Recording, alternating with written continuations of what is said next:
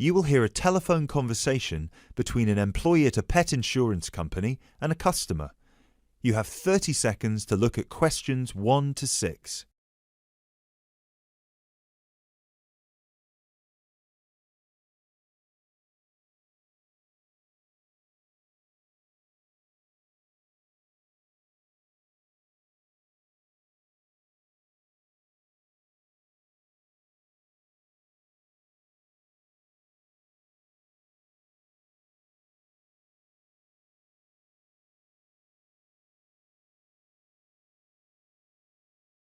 Pet Protect UK, how can I help? Oh, hello there. I'm calling to inquire about your pet insurance plans. Of course, just give me a second, please. Sure. So, have you checked our website already to see the options we offer? I've had a quick glance, and I think I'm interested in the basic plan. Great. I need to just ask a few questions first then. Is your pet a dog, a cat, or a rabbit? It's a dog. And is it a puppy or... No, he's 3 years old. Right. May I ask, has your dog been insured before? I just adopted him from the rescue center last week, and I think he'd been there a while, so I doubt it. Okay, so you've had him for a week then. That's correct. Great. I apologise for asking this, but your dog, what's his name by the way? Fenton. Fenton, is that spelt with an F? Yeah. Fenton. Great. Thank you for that. So, according to the rescue centre, has Fenton ever attacked, bitten, or been aggressive towards a person or another animal? No, not at all. Excellent. And is he a guide dog or... No, just a house pet. Great. And you said he's 3 years old. Do you know the exact date of birth? Oh, yes, it's on the adoption certificate. Just give me a sec. It's May 19th, 2013. And do you know, has Fenton been neutered? Yes, he's been castrated. Excellent. And final question, what type of dog is Fenton? Is he a pedigree, a crossbreed, or a mixed breed? A crossbreed, I think. Right, crossbreed... Wait, sorry. What's the difference between the three? A pedigree is a dog whose parents are of the same breed. A crossbreed is from 2 different breeds, while a mixed breed is 3 or more. Then he's a mixed breed. Sorry about that. Right, no worries. So, could I take your full name, please? My name is Peter Pischinger. That's Pischinger. Right, thank you for that. And what's your address? That's 27 Cherry Drive, NW8 3HD. 3HD. And finally, a telephone number, please. 020-3634-7957. Thank you.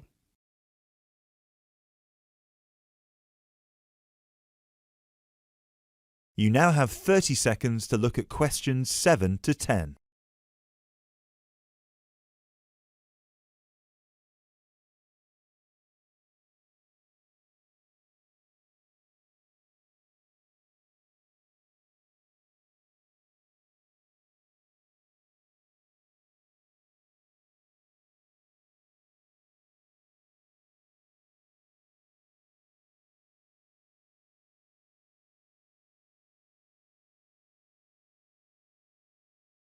Now, you said you were interested in the basic plan. Is that correct? Yes, that's correct. May I ask, are you planning to switch insurance providers after the first year of your pet insurance, or is there a possibility you might renew with us? I haven't really thought about it. Why? The reason I'm asking is because if you plan to renew with us, it might be worth considering our premium or ultimate premium plan. With the basic plan, you will have to pay the same fee of £8 per month regardless of how long you stay with us. If you choose one of our other 2 plans, though, you will receive a discount for the first 6 months. You'll only have to pay £12 for premium and £15 for ultimate. And then, depending on your circumstances, you might be eligible for further discounts after your first year, depending on how many expenses you claim. If you claim less than £300, you'll have to pay the same as for the basic plan, but receive the cover provided by the premium plan. Huh. Is that something you might be interested in? I'll have to think about it. Is it possible to switch to one of the other plans later on? Yes, of course. You can always upgrade. Let's stick to the basic plan for now then, and then I might call you back to switch. No problem. So, what happens now? Well, first we would need you to come over with little Fenton so we can have a look at his documents and medical history. We'd also need you to get him to the vet for a quick checkup. All of this is standard procedure before we can proceed with the insurance plan. And then, when all that's done, you can either set up a direct debit in person or you can call us back and do it over the phone. Right. And the basic plan will cover... Well, the basic plan covers veterinary fees, obviously, plus a few more things such as boarding costs, loss by theft or straying, advertising and reward, death by accident or illness. You can find a comprehensive list on our website, or I could forward it to you via email if you prefer. Thanks. I'll check the website. No problem. So, shall we book you an appointment so you can come over?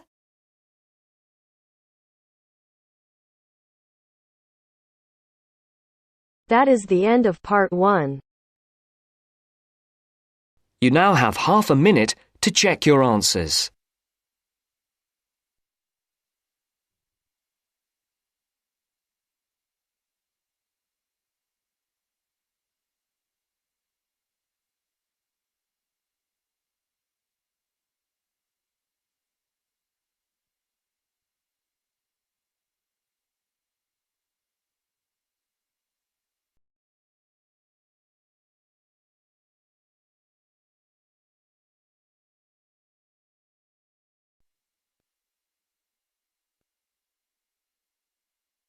Now turns to part 2. Part 2. First, you have some time to look at questions 11 to 17.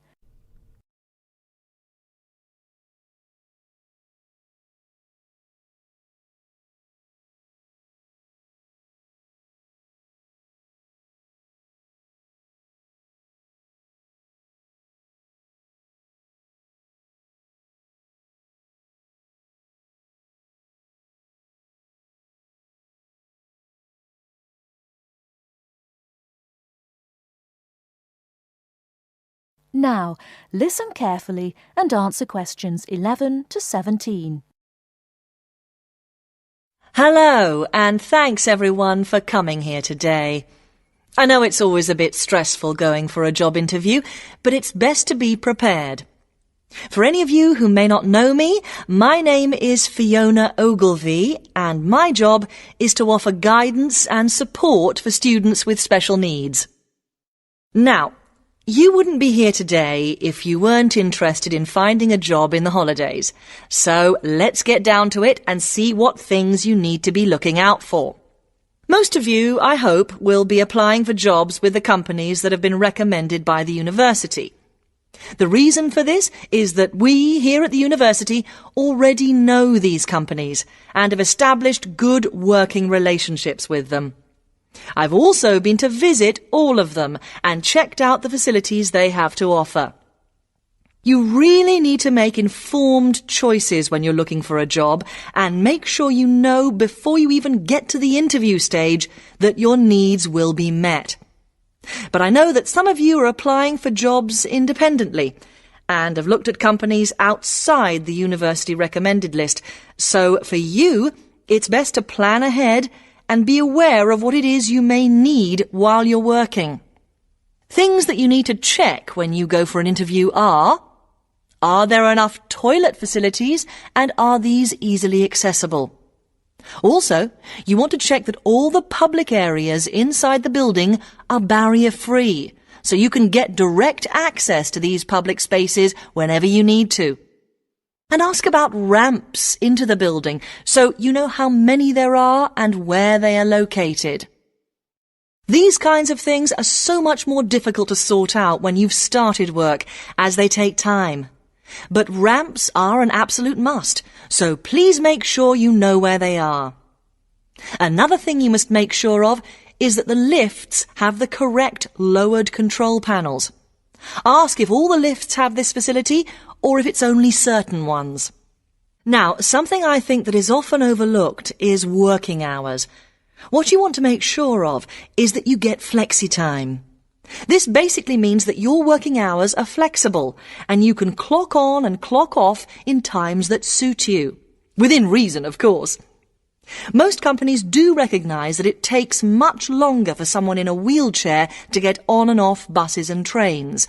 Public transport can take that much longer, so you need to be organised and prepared. And for those of you lucky enough to own a car, check how many disability parking spaces are available. Remember that it's your right to have a disabled parking space. These also need to be near enough to a wheelchair accessible entrance or ramp. OK, are there any questions before we move on? Before you hear the rest of the talk, you have some time to look at questions 18 to 20.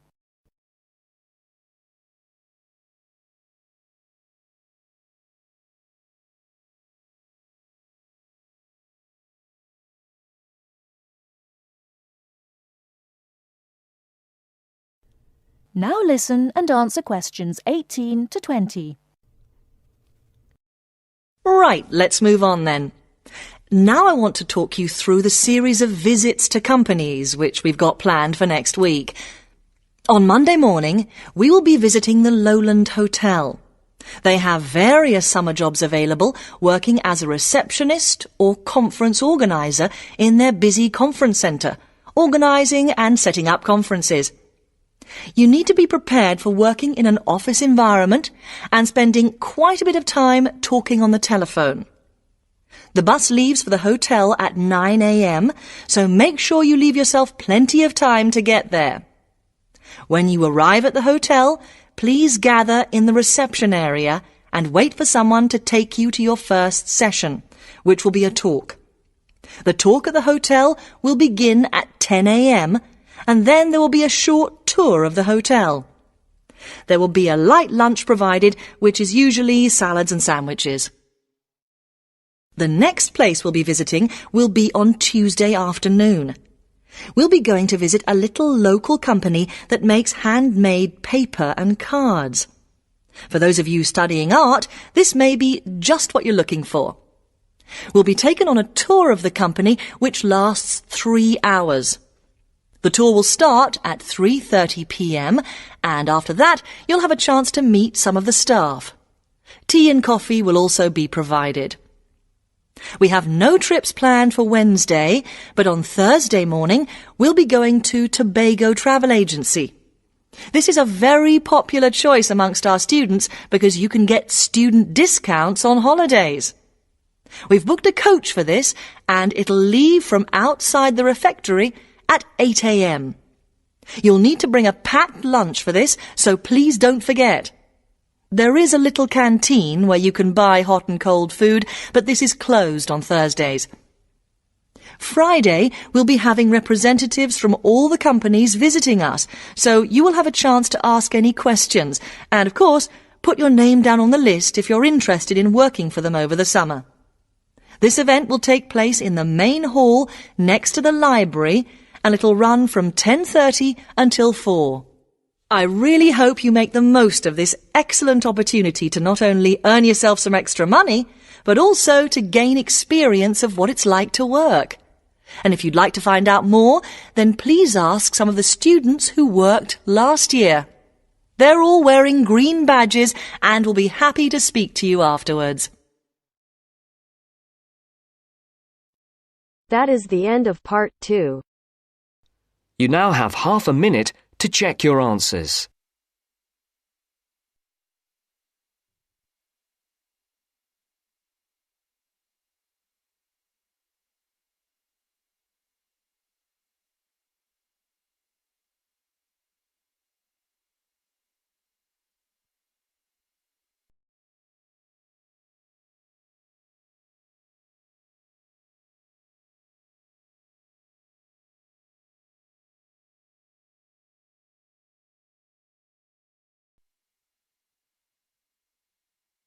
Now turns to part 3. Part 3. You will hear a conversation between 3 students who are preparing a presentation. First, you have some time to look at questions 21 to 25.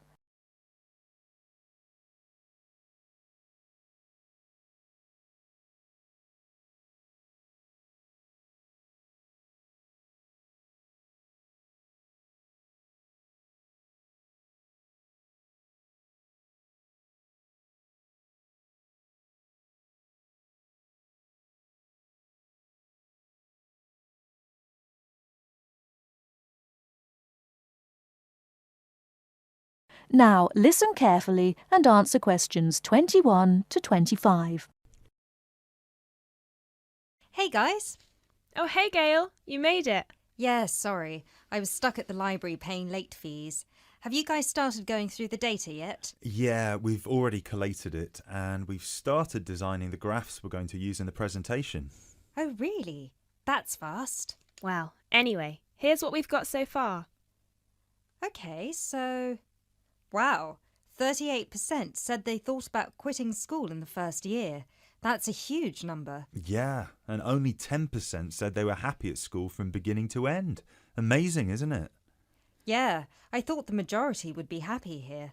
Well, just remember that about 30% of the school population are foreign students, and from the UK students, only 2% are actually from the area. So, I guess it makes sense that people would miss home. Yeah, but to want to actually quit school. Well, they didn't want to exactly, they just thought about it.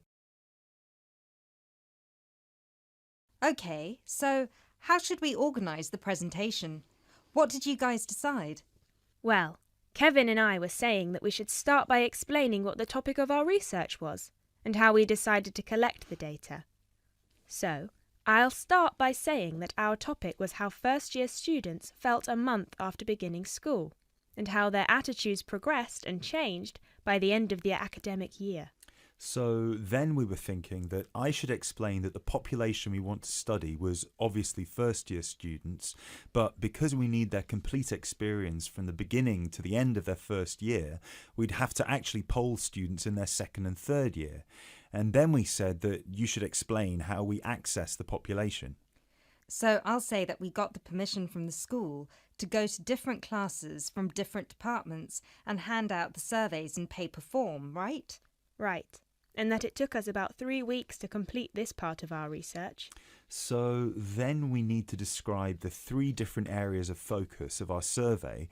So Lindsay can do that. Say that the survey had 3 sections. The first one asking just some general questions about the age, gender, nationality and field of study of each student. Then the second one focused on how they felt in their first 6 months at school. And the third, how they felt in the summer after their first year was complete. That sounds good.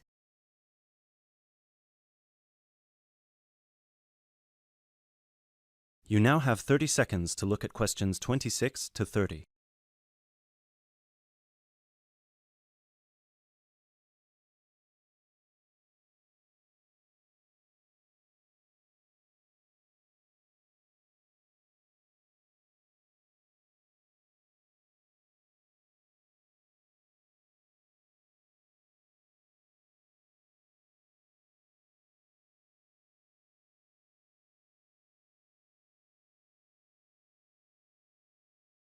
Okay, so let me see the breakdown.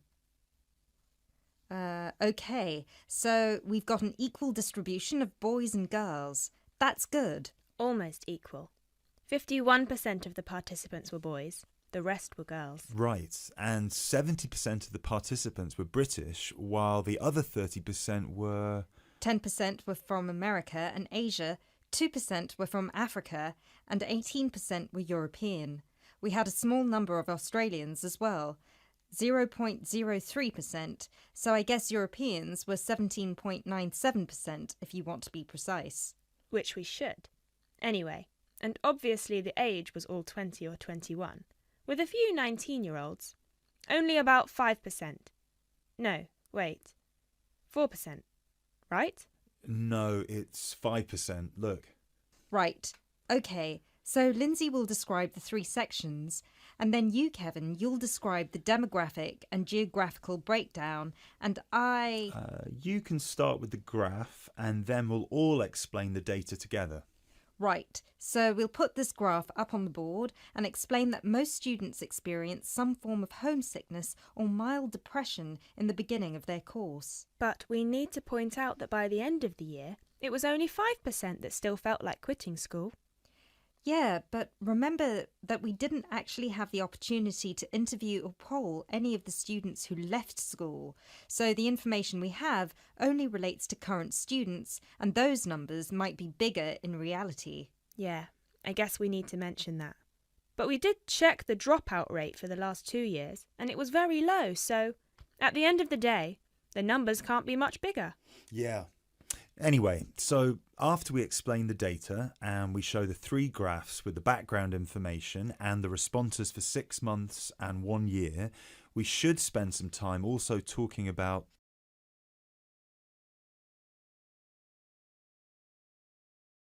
That is the end of part 3. You now have half a minute to check your answers.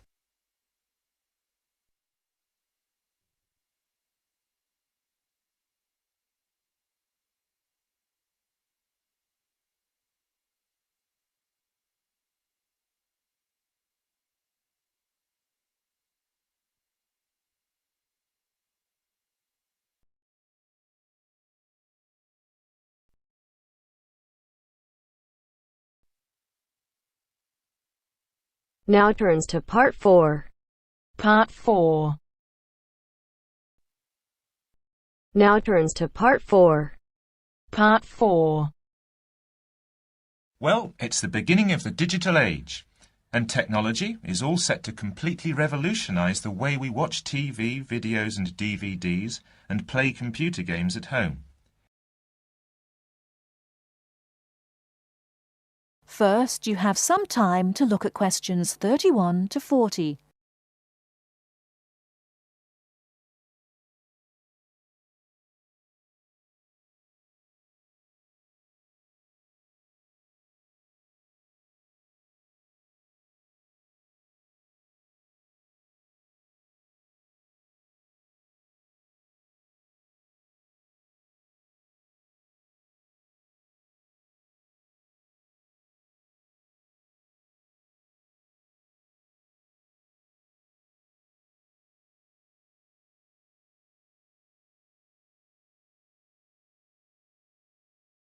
Now listen carefully and answer questions 31 to 40.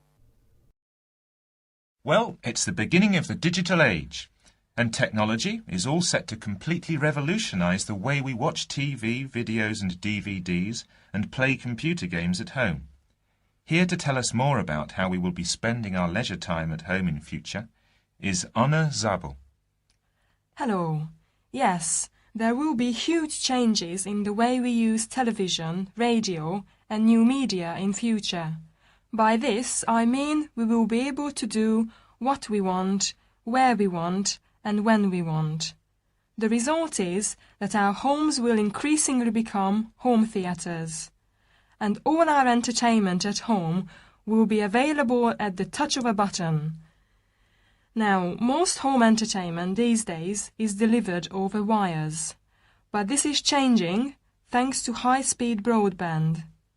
Downloading will become easier, and studios will eventually release movies, songs and video games directly to the consumer. So, for example, instead of a film opening on the big screen and eventually appearing on television, video and the internet, it can appear in all formats at once. This means that we will have more choice and control over the media we use. So, how will we use this media in our homes in future? There will be big changes in how we watch video and television. Several research groups and companies are trying to add depth to TV and other video displays in the form of a third dimension. So television and video screens will have depth. What do you mean by depth exactly? Do you mean 3D, like a hologram? That's right. When we say that a hologram has 3 dimensions, it means that we can see not only up and down and left and right, but forwards and backwards too. When we talk about dimensions, we call forwards and backwards depth. So when we say that a hologram has 3 dimensions, it means we can see up and down and left and right, just like a picture or photo. But we can also look into the hologram because the image it contains has depth. So instead of watching films on a flat screen, we will be watching them in 3D. Absolutely. Well, as we live in a 3D world, we shouldn't really be watching television and films in 2D. And the technology to make this happen is already there. 3D screens are being developed which can be placed throughout the house, even in busy areas of our homes, like doorways and halls. Now, these screens appear to float in air. So in the future, 3D holographic images will be sent into our homes, and we will be able to experience the action as if it is taking place right in front of our eyes. So, the action won't just look real, it will be real. Incredible! How does this technology work? Well, to get true 3D, each of your eyes has to see a slightly different image. 3D screens interweave multiple images in vertical stripes using special coatings and filters built into the screen. This means that each eye sees a different set of stripes. These screens are called lenticular screens. Now, these screens are easy to produce, and some laptop PCs and cell phones already have them. However, lenticular screens do have one disadvantage. The strain on the eyes and brain of putting together a 3D image from 2 flat ones can result in headaches and dizziness. But a few companies have developed a hologram 3D display which does not cause these problems. Instead of building images, then leaving them to the brain to put together, holograms create a whole image that reaches the eye exactly the way light from a real object does. You can even walk part of the way around a holographic image to see side and back views, just as you would do if the object was right in front of you. Twin holograms will let a couple watch 2 different programs on the same screen, even if they sit next to each other on the living room sofa. So no more arguing about which program to watch. That's right. Patio screens are being developed too. Patio screens? What are they exactly?